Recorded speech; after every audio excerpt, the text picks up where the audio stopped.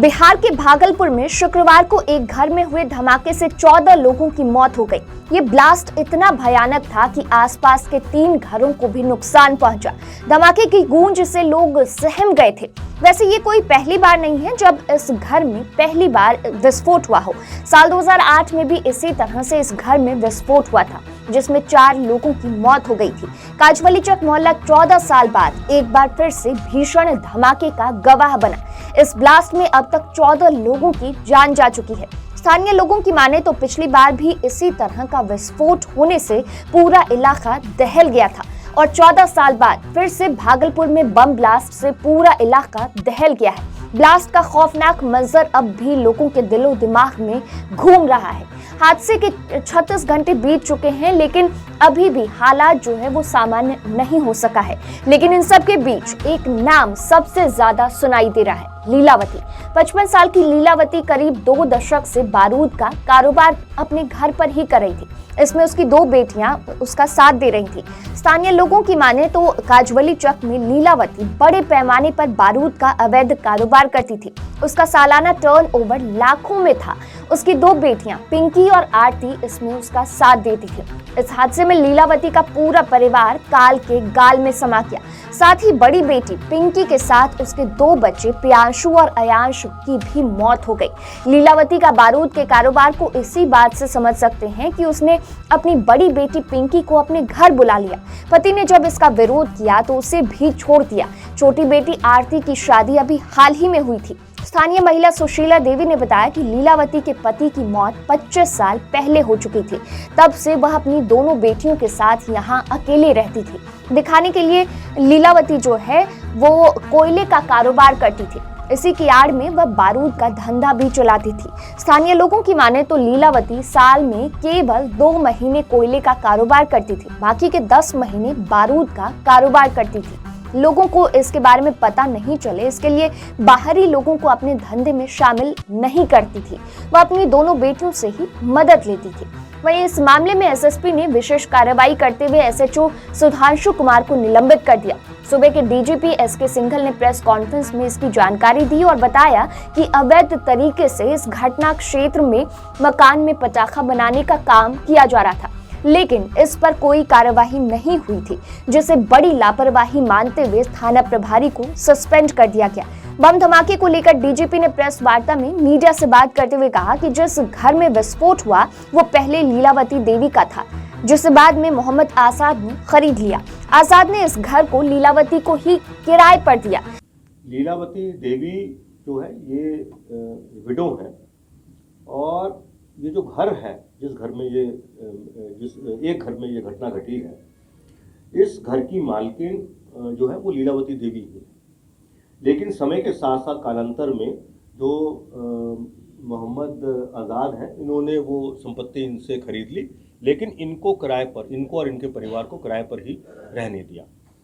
ये पहले से ही ये पटाखा वगैरह बनाने का काम करती रही है इनका ये परिवार। और मोहम्मद आज़ाद जो हैं वो ग्रिल बनाने का काम करते हैं, जो खिड़कियों पे दरवाज़ों पे ग्रिल लगती है ना, उसका काम जो है वह करते हैं। लेकिन इनके बगल वाला जो मेन घर है, एक और महेंद्र मंडल का जो घर है, ये लोग बहुत पहले से पटाखा वगैरह बनाने का काम करते आए हैं। और इसके अंदर 2002 में महेंद्र मंडल का जो भाई है सुरेश मंडल, उसकी मृत्यु हुई थी। एक ऐसा ही शक्तिशाली जो है वो विस्फोट हुआ था 24/10/2002 को। ये विस्फोट जो है उस वर्ष जो दिवाली थी उसके 3 दिन पहले हुआ था।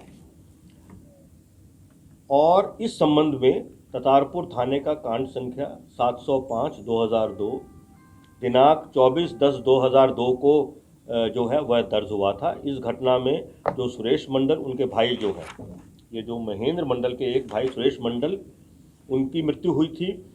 बेचनी देवी जो महेंद्र मंडल के एक और भाई हैं सुभाष मंडल, उनकी पत्नी, उनकी मृत्यु हुई थी। और 2 और लोग, रवि कुमार राम और शीला देवी, इनकी भी मृत्यु हुई थी। 2003 में पुलिस ने अनुसंधान समाप्त करते हुए अपना फाइनल फॉर्म सबमिट किया था न्यायालय में 2003 में, इन चारों को मृत दिखाते हुए। जो घटनास्थल है उस घटनास्थल पे जो सवेरे की हमारी टीम गई थी, उन टीम को जो चीज़ें मिली हैं वो मैं बता रहा हूँ। एक तो जो पटाखा बनाने के जो रैपर्स होते हैं, पटाखा जब भी बनता है उसके ऊपर रैपर लगाए जाते हैं चमकीले चमकीले, वो मिले हैं काफ़ी संख्या में। प्लास्टिक की कुछ शीट्स मिली हुई हैं कटी हुई, जिन पर संभवतः वो लोग उनको जोड़ते हैं, असेंबल करते हैं। और काफ़ी बड़ी मात्रा में लूज़ जो बारूद होता है, जो बुनियादी तौर पे कॉम्बिनेशन रहता है अमोनियम नाइट्रेट का और सल्फ़र का, और उसके आगे भी उसमें और भी चीज़ें ऐड की जाती हैं, वो जो है मिला है। बता दें कि घटना में लीलावती के परिवार के 5 सदस्यों की मौत इस बम धमाके में हो गई। वहीं एसएफएल की टीम जांच के लिए घटनास्थल पर पहुंची, साथ ही साथ डॉग स्क्वाड की टीम भी घटनास्थल पर पहुंचकर जांच में जुट गई है। अभी भी लगातार रेस्क्यू का कार्य चल रहा है। इसके अलावा पटना से भी टीम बुलाई गई। धमाके की जांच को पटना एटीएस की टीम शुक्रवार देर रात भागलपुर पहुंच गई। उनके साथ बीडी इकाई भी आई है। जांच दल ने तातरपुर पुलिस से घटना की जानकारी ली।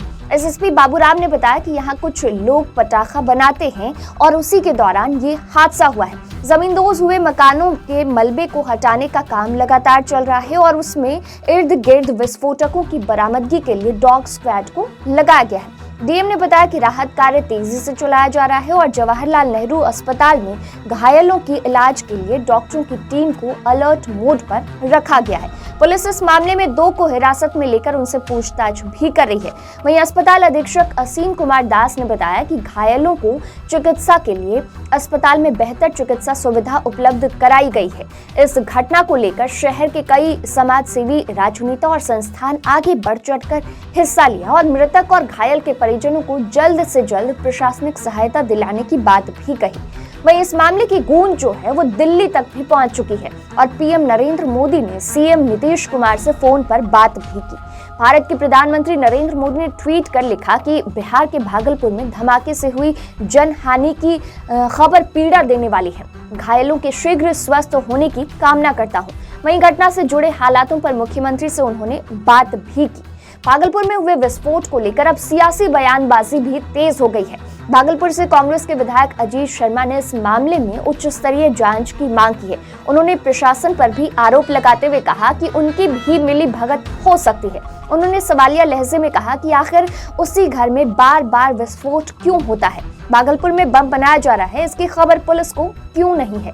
आखिर बिहार की पुलिस कर क्या रही है? अगर आतिशबाजी बनना है तो यह निश्चित तौर पर प्रशासन की अनदेखी हुई है और मैंने सदन में भी कल आवाज उठाई और माननीय मुख्यमंत्री से आग्रह किया है, उच्च स्तरीय कमेटीज बना के इसका जांच कराइए और जो दोषी है उसको करिए। आखिर थाना यहाँ बगल में है, आखिर थाना लोग कैसे नहीं जानते हैं? आतिशबाजी पहले भी घटना घटी है, 2018-2020 में भी बम विस्फोट हुआ है। बम मतलब यही आतिशबाजी का जो बारूद है। और ये गरीब लोग हैं, बिहार में गरीबी 52% है। लोग कुछ न कुछ तो काम करेंगे, काम करके रोजी रोटी करेंगे। ये तो प्रशासन का काम है कि उनको सिस्टम बताना कि कैसे लाइसेंस लेना है, कहाँ बनना चाहिए, नहीं बनना चाहिए। ये प्रशासन तो, ये लोग पढ़े लिखे तो है नहीं, ये लोग तो अपने रोजी रोटी के लिए कुछ न कुछ करेंगे।